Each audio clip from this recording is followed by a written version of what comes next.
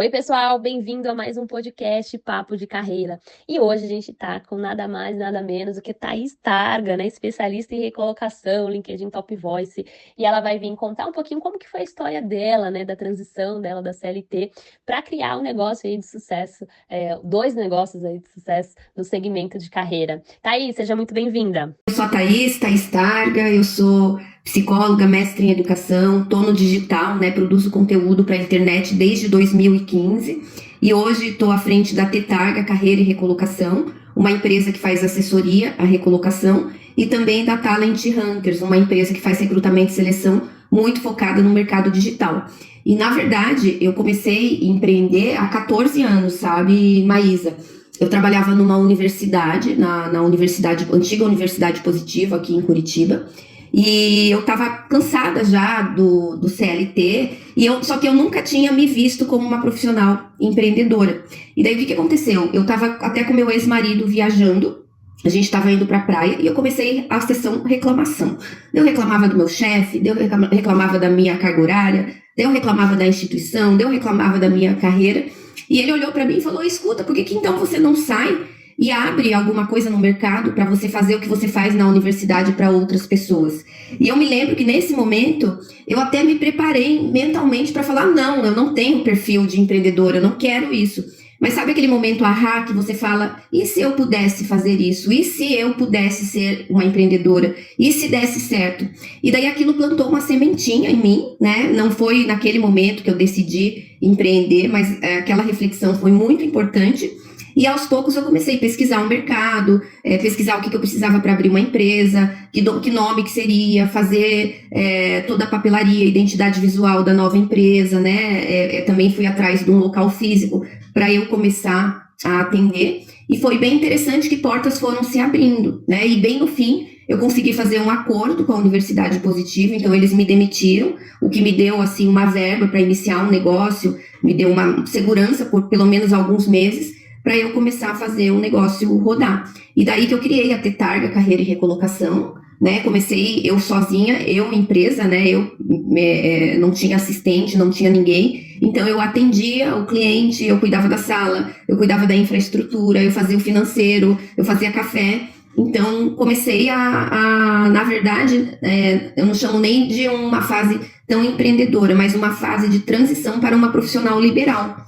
E era legal, foi bom, porque eu afiei muito o machado, eu construí a minha metodologia, eu atendia o cliente de ponta a ponta, então foi muito importante para gerar experiência, gerar novas conexões. Foi nesse momento que eu comecei a intensificar também a minha presença no LinkedIn, porque eu já escrevi alguns artigos nesse momento, e também eu enviava o perfil dos meus clientes, que até hoje a gente faz job hunting, né? A gente busca vagas para os clientes e envia o perfil deles para as empresas. Então eu tinha que adicionar muita gente no LinkedIn para ter esses contatos, ter esses profissionais para os quais eu apresentava meu cliente. Daí a minha rede no LinkedIn foi crescendo muito. Então, de repente, eu tinha 2.000, 3.000, 4.000, 5.000, e eu passava, às vezes, tardes mandando convites e fazendo conexões no LinkedIn. E daí veio o LinkedIn Top Voice, né, que foi uma grata surpresa aí na minha vida, foi em 2016, onde eu recebi o e-mail do LinkedIn. Eu até achei que era um spam, não imaginava que seria um e-mail oficial do LinkedIn, e daí eu entrei na primeira turma do LinkedIn Top Voice.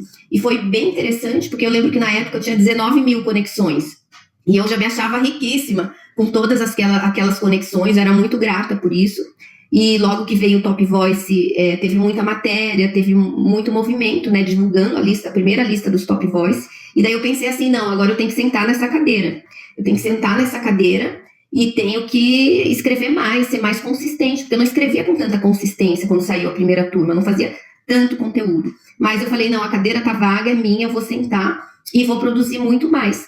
Só que, o que acontecia? Como eu gerenciava tudo na empresa, eu não tinha tanta energia, tanta força para produzir, porque eu fazia o job hunt, eu atendia o cliente, eu fazia contato no WhatsApp, eu fazia o café, às vezes até se precisasse eu dava aquela limpeza na sala, então eu fazia tudo mesmo.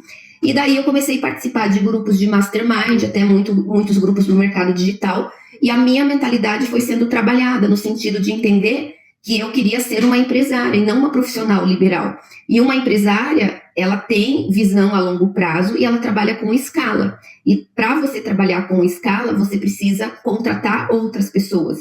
E daí que eu comecei, eu contratei a primeira pessoa para trabalhar comigo. Gente, foi horrível, porque eu senti assim, não sei quem aqui está participando, que é a mãe, quando a gente deixa a primeira vez o nosso filho recém-nascido com um estranho, assim, né? Então eu sentia isso, sentia até ciúmes de alguém atendendo os meus clientes. E eu me lembro que eu contratei uma moça, uma psicóloga muito competente, e uma vez ela ficou 2 horas com o cliente. Eu cheguei a bater na porta e perguntar o que estava acontecendo ali dentro da sala, né? Porque eu ainda tinha esse lado mais perfeccionista e controlador. E daí, aos poucos, eu também fui me trabalhando como empresária, no sentido de acertar melhor no recrutamento e seleção, no sentido de treinar melhor as pessoas, no sentido de delegar tarefas, de entender que eu tinha que confiar nas pessoas, que eu tinha que ter pessoas de alto nível também no meu time, que eu tinha que investir em treinamento. E assim foi que eu contratei uma, contratei duas, contratei três, e aos poucos eu fui tendo mais tempo para cuidar do negócio, de fazer um negócio crescer, e não necessariamente de ficar só focada ali dentro da empresa, fazendo microgerenciamento das atividades. E foi assim que eu alavanquei a Tetarga, né? Então hoje nós somos em 11 pessoas, mais alguns freelancers, né? A gente atende todo o mercado, atendo muito mais São Paulo até que Curitiba, já tendo grandes empresas também, mas acho que o pulo do gato foi entender que eu sozinha chegaria até um ponto e também continuaria cansada, mas que eu dependia, então, de ter um time competente, de contratar pessoas experientes, de afiar a metodologia, de ter processos claros, processos definidos, de ter uma liderança melhor. Eu acho que no começo eu era uma péssima líder, né, porque eu era muito perfeccionista, muito controladora. Aos poucos eu fui largando tudo isso, né, e hoje a gente está numa fase muito boa de Tetarga, carreira e recolocação, o que já me deu o braço até para criar uma outra unidade de negócios, que é a Talent Hunters, onde a gente faz recrutamento e seleção para o mercado digital. E junto com tudo isso, a minha presença também nas redes, ela foi crescendo, porque daí você tem tempo para criação, né? A gente que trabalha com criação de conteúdo, a gente precisa até ter um certo ócio, no sentido de ter tempo, ter descanso, ter interação para você ter a sua criatividade ali, né? Para aflorar um pouco as ideias, para você beber em diversas fontes, para você sair e fazer curso, sair tomar café, sair participar de eventos, ter conexões, palestrar. Eu ia muito na TV também, então eu tinha essa disponibilidade, porque a TV te chama sempre em cima da hora, né? E assim que eu fui crescendo, e eu sempre digo que eu não cresci sozinha, eu cresci porque eu tenho um time que está por trás da Tetarga, que eu não abro mão da excelência no atendimento ao cliente, então eu tenho um time muito bom, né, um time que sempre me ajudou, um time que atende o cliente, que eu consigo viajar tranquila, que eu consigo delegar todas as atividades assim mais operacionais e também do atendimento ao cliente, e isso foi algo que eu precisei quebrar, assim, foi crenças que eu precisei quebrar, porque eu achava que ninguém atenderia o cliente como eu atendia. E achava também que o cliente não fecharia comigo se não fosse eu a atendê-lo. Isso, na verdade, é mito, né? Talvez um ou outro não feche comigo porque não sou eu que vou atendê-lo. Mas a maioria confia, a minha metodologia é tão forte que a maioria confia, e eu tenho certeza que a pessoa focada só para fazer o atendimento, a pessoa bem preparada, bem treinada, presta um atendimento muito melhor do que eu, que atendia, que fazia palestra, que ia na TV, que gerava conteúdo e que não estava 100% ali à disposição do cliente. Então, mais ou menos é essa a minha história, Maísa. Muito legal, muito bacana. E assim, você é inspiração para muita gente, né, tá? Eu li o seu livro muito tempo atrás, né? E a minha metodologia e a metodologia de várias consultorias, de várias consultoras é muito parecida ali com a sua metodologia, né? Você acredita que você que meio que criou a metodologia? Você modelou alguma outra metodologia? Como que começou isso? Porque, querendo ou não, você é pioneira, né, no nosso segmento aqui, né? Eu, na verdade, eu nunca tinha trabalhado diretamente com recolocação. Eu sempre fui headhunter recrutadora. E daí, na Universidade Positivo, eu tive que meio que criar do zero a área que a gente batizou de central de carreiras. Então, foi assim, já começou um embriãozinho da metodologia Tetarga. Porque como a área não existia, foi a primeira vez que eu criei algo do zero. E olha que engraçado, eu não me achava capaz de criar algo assim. Porque eu sempre trabalhei em empresas bem estruturadas, que eu chegava lá e a gente já tinha o modus operandi, era só replicar o que as outras pessoas já haviam feito. Então, nessa universidade, foi um embriãozinho porque eu criei do zero o atendimento. E daí, o que aconteceu? Quando eu abri a Tetarga, era a época do boom do LinkedIn. O LinkedIn ainda era uma novidade. E eu percebi que se eu trabalhasse o LinkedIn dos clientes, eles performariam muito melhor nos processos seletivos, a taxa de encontrabilidade deles seria muito maior. E daí eu que comecei, né? Eu não tinha ninguém para modelar no momento, porque ninguém fazia LinkedIn das pessoas, era muito novo. E eu comecei a fazer o LinkedIn dos clientes. E isso me deu muito traquejo dentro do LinkedIn. Porque uma coisa é você operar sua conta no LinkedIn. Outra coisa é você operar centenas de contas. Todo dia eu entrava na conta do cliente, era atendimento presencial ainda, e eu fazia junto com ele, e cada LinkedIn tinha um desafio, cada LinkedIn tinha ali as suas particularidades, então isso foi me dando muito traquejo. E a entrevista simulada também, eu tive que aprender a filmar a entrevista. As empresas que eu conhecia, até algumas filmavam a entrevista, mas não filmavam o feedback, então eu comecei a filmar também o feedback para o cliente, assistir quando ele tivesse para fazer uma entrevista, porque ele não queria se assistir, ele queria o feedback ali. Eu lembro que no começo eu até nem filmava, eu gravava um áudio no WhatsApp e depois encaminhava esse áudio para o cliente. Então foi muito assim, foi uma cocriação junto com centenas de clientes. Os clientes assim me davam feedback, os clientes às vezes tinham sucesso, tinham insucesso, me traziam feedbacks e eu fui co-criando junto com esses clientes que eu atendia, que eu colocava a mão na massa, né? O próprio Job Hunt, ninguém enviava cliente pelo LinkedIn. E eu falei, não, é muito mais fácil eu enviar e apresentar por dentro do LinkedIn. Então, eu apresentava por dentro do LinkedIn, né? Quando eu apresentava por e-mail, como eu tinha poucos clientes, eu copiava o cliente ocultamente. Então, foi sempre uma...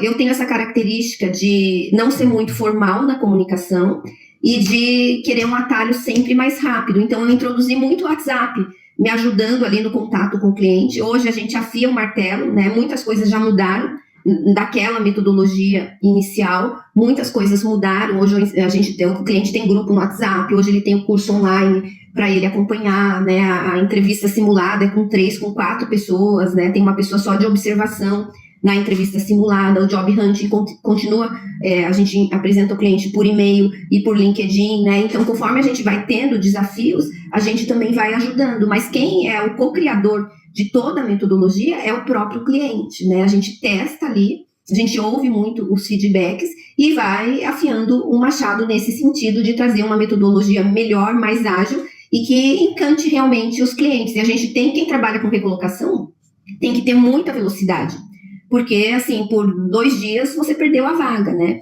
Então, a gente entende que quanto mais veloz, quanto mais próximo a gente tiver do cliente, mais mercado a gente tem, mais satisfação e mais resultado esse processo de recolocação vai trazer. E para isso a gente precisa estar sempre se reinventando. Às vezes é cansativo, né? Porque às vezes até a gente implementa coisas que não dão certo, mas daí a gente erra rápido e volta rápido também. Eu ouço muito o meu time, né? E hoje o meu time tem carta branca até para ele introduzir mudanças, para customizar o processo, não é nada engessado também. Então, a gente acaba que o cliente ele é co-criador dessa metodologia. E foi meio que no início na tentativa e erro mesmo, em ouvir muito o cliente, em fazer muitos testes e estar ali pronta para ter humildade para entender que algumas coisas não funcionam, outras funcionam bem, e ter a humildade para ouvir o feedback do cliente. Não é só ouvir, né? É ouvir e tomar uma ação de melhoria. Então, se eu tenho que agradecer a alguém, claro que é o meu time, mas é muito também o cliente em recolocação, principalmente os meus primeiros clientes, onde era eu que fazia tudo, que me deram aí várias ideias, que me trouxeram materiais, que me permitiram, né, trabalhar o processo de recolocação deles, que me ajudaram aí na criação de toda a metodologia. Muito bom, legal. Gente, quem quiser abrir, levantar aqui para participar, fazer alguma pergunta, fica à vontade. Tá, e aí então você começou presencial, né? Presencial. Imagina como que foi, né? E como foi essa virada? Hoje você só atende online ou você voltou Só pro presencial? Como que foi isso? Hoje a gente só atende online. Eu, na verdade, fazia presencial e uma vez ou outra a gente atendia clientes de fora e fazia online. E daí veio a pandemia, né? Só que quando veio a pandemia, a gente já atendia pelo Zoom. Então, o Zoom já era dia a dia na Tetarga. A gente já tinha link para pagamento à distância. A gente já estava com tudo no Drive. A gente já estava prontinho quando veio a pandemia. Para que serviu a pandemia para a gente? Para educar o nosso cliente. Porque o cliente não tinha a cultura de ser atendido online. Ele queria ir no escritório. Então, eu vivia fazendo até pesquisa. com clientes, se ele preferia ser atendimento presencial, se ele queria continuar online, e a maioria queria o atendimento presencial, e a gente respeitava muito, porque eu tinha muito cliente aqui de Curitiba. Daí, quando veio a pandemia, a gente não atendia presencial, mesmo assim eu insistia, eu tinha uma sede muito linda, assim, que era até perto da minha casa, só que ninguém ia, nem eu ia para o escritório, né, na pandemia. Depois também foi muito difícil tirar o time de casa, porque o meu time hoje, ele rende muito trabalhando em casa, porque não tem trânsito, não sai para almoço, não tem aquele vai e volta, né? E daí a gente decidiu realmente entregar a sede da empresa. Hoje a gente trabalha em parceria com um coworking, o que a gente faz de presencial? A gente faz a foto dos clientes de Curitiba, a gente faz a foto do LinkedIn deles. Então, acaba que eu tenho esse momento com o cliente presencialmente. Mas fora isso, é tudo online. A gente atende pelo Zoom, pelo Meeting também. E tá indo muito bem, porque daí agora o mundo é o meu limite, né? Basta ter internet para a gente conseguir assessorar. Então, atendo muitos clientes também brasileiros que estão fora do Brasil, muitos clientes de São Paulo, Rio de Janeiro, outras regiões. E hoje também eu tenho a facilidade de encontrar pessoas para trabalhar comigo, porque antes eu contratava só pessoas profissionais de Curitiba.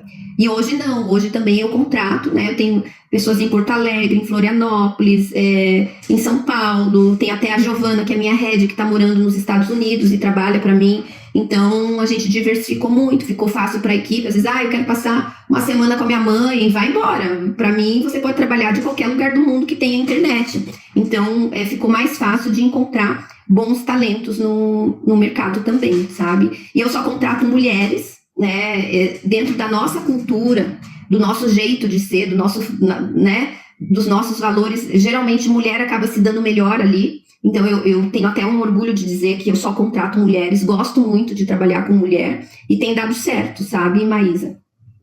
Uhum. Não, legal. Show de bola. E aí o digital, ele acabou te proporcionando também novos negócios, né, tá? Porque aí você começou a fazer cursos, né? Conta um pouquinho dessa transição também, dessa implantação. Então, eu me joguei no digital, na verdade acho que foi um hiperfoco, porque eu tava muito infeliz no meu casamento, eu tava tão infeliz que, tipo, eu tinha que fazer alguma coisa, né? Então, aos poucos eu tentava salvar o casamento e aquela frustração por tentar e não conseguir salvar o casamento, eu joguei tudo no trabalho, tudo no marketing digital. Então, você ia falar comigo, eu só falava em marketing digital. E daí eu aproveitei e fiz todos os cursos. Eu ia muito para São Paulo, participei de grupos de mastermind, comprei inúmeros programas, né, muitos treinamentos.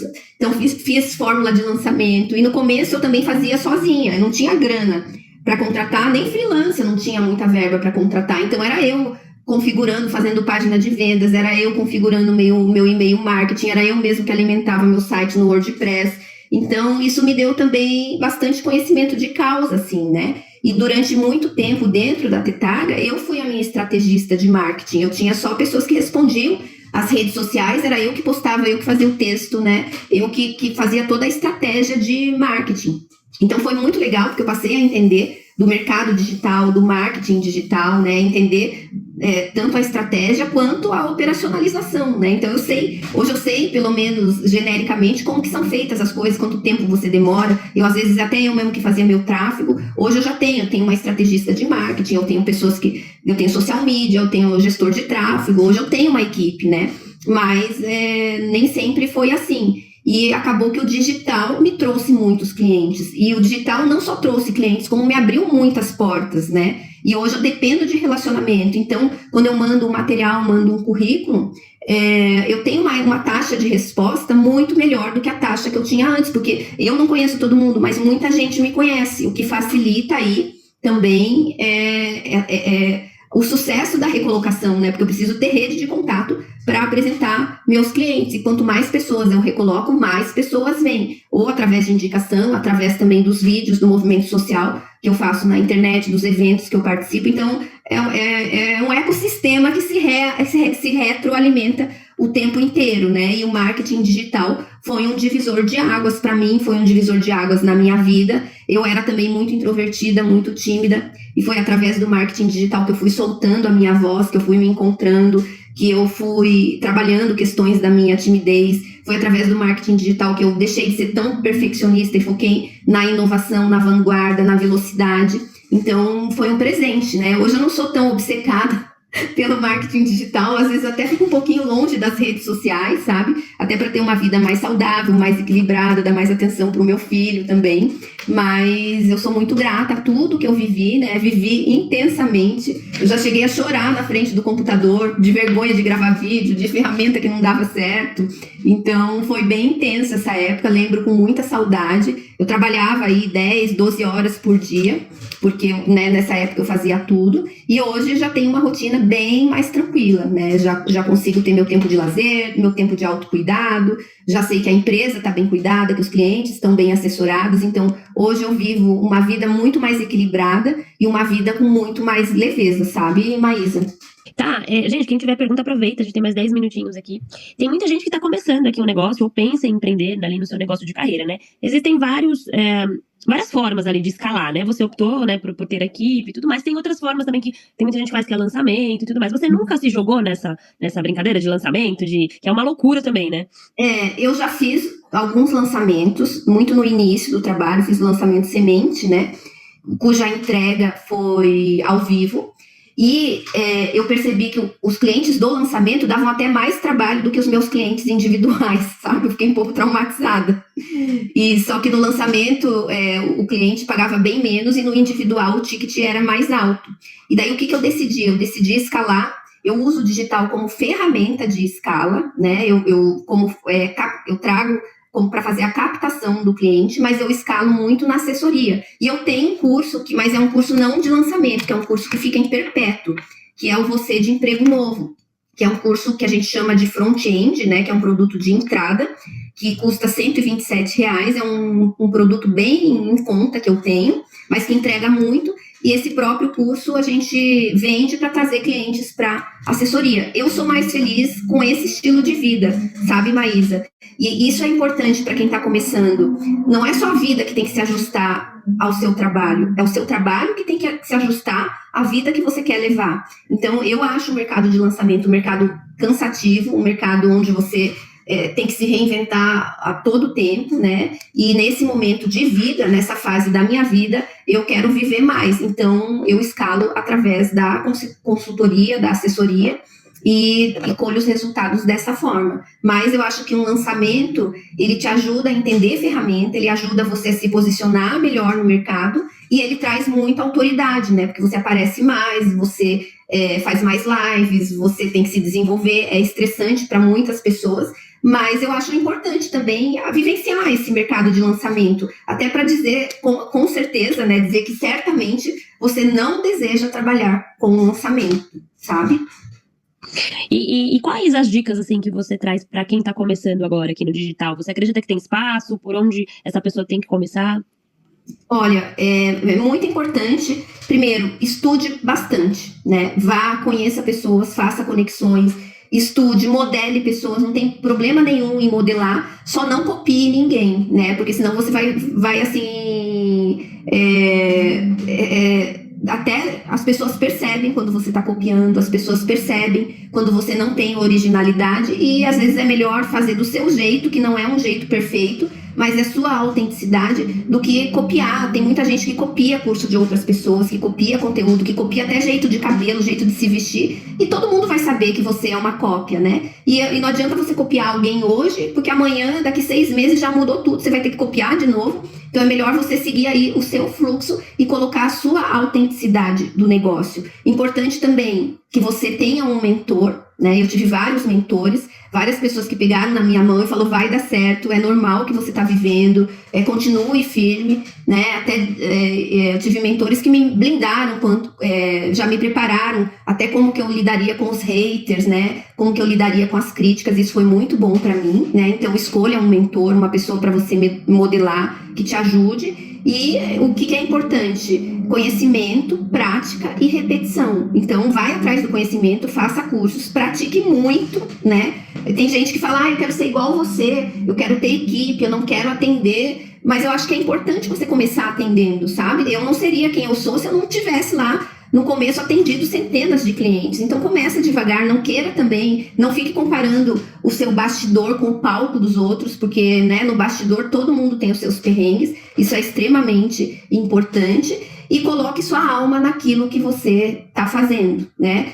Antes de melhorar, piora, né? Eu passei muito essa fase do piora. Então, no começo do empreendedorismo é tudo novo. Você precisa também trabalhar suas crenças, você precisa trabalhar sua mentalidade, né, no sentido de sair. Eu quando comecei, eu tinha muito pensamento de CLT, eu tive que quebrar tudo isso para conseguir encontrar o meu lugar como empreendedora e depois posteriormente como empresária. Então tudo isso é super importante para você aí galgar o sucesso, para você ter uma empresa de consistência, e depois que você der os primeiros passos, que você afiar aí o seu machado, você pode também recorrer, contratar pessoas. Você não precisa hoje nem ter pessoas full time com você, você pode contratar freelancers. Então conheça pessoas, né? Busque contratar mão de obra, seja flexível com relação a isso, e saiba que você estando no digital, ou estando no empreendedorismo, você vai precisar se reinventar muitas e muitas vezes, e terão altos e baixos. E assim, aceita que dói menos, tá tudo bem, e isso pode ser um super desafio, você pode viver, inclusive, isso de uma maneira muito positiva. Sim, não, realmente empreender é um desafio. A pessoa já tem que gostar de desafio para fazer essa transição, né, tá? Mas tá, obrigada pela sua participação, adorei esse bate-papo. Quem não conhece a Thaís, gente, segue ela no Instagram, aqui no LinkedIn, tem muito conteúdo bacana ali também. Tá, fica à vontade pra a gente finalizar aqui a live, depois eu só vou dar um recadinho aqui. A live o podcast, depois eu vou dar um recadinho aqui e a gente já encerra. Eu queria agradecer o espaço, agradecer a minha participação, né? Para todo mundo que mandou coraçãozinho aqui, o meu coração aqueceu, então honro muito sua presença. E é muito importante você se colocar em movimento, né? Talvez o seu movimento hoje seja assistir mais uma vez esse podcast. Era esse o meu recado, Maísa. Boa sorte aí para todo mundo que está nos ouvindo. E vamos lá, o mercado de RH precisa de mais profissionais, a gente precisa se soltar, a gente precisa se unir também. Isso é muito importante, até para a gente ter mais credibilidade e espaço no mercado. Sim, com certeza. Thaís, muito, muito obrigada. Adorei sua participação aqui, o seu papo. Você é inspiração, foi inspiração para mim no meu negócio, é inspiração para muitas mulheres ali que pensam em empreender, que empreende e tudo mais. Obrigadão, viu? Eu que te agradeço o espaço. Um beijo para vocês. Tchau, tchau. Beijo, tchau. Tchau. Se você ficou até o final do nosso papo de carreira, não deixa de dar um like e também de me seguir lá no Instagram, vou deixar o meu arroba aqui na descrição. Lá eu compartilho com vocês um pouquinho sobre como ser uma consultora de carreira e job hunter. Te espero lá. Beijo!